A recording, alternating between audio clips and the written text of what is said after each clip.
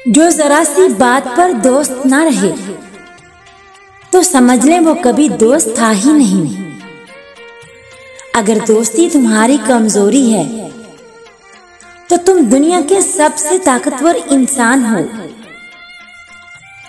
अगर कोई तुमसे नाराज है तो उसको इस बात का गरूर है कि तुम उसे मना लोगे, तो उसका गरूर कभी टूटने मत देना।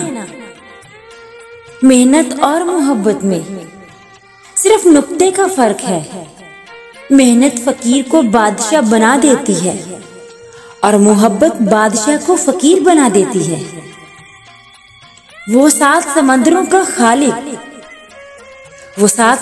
का खालिक मोहब्बत सिर्फ एक आंसू से करता है। बात जहां मोहब्बत की हो वहां बेहतर या बेहतरीन की हाजत नहीं रहती। वहां तो एक नामुकम्मल शख्स ही सारी दुनिया होता है।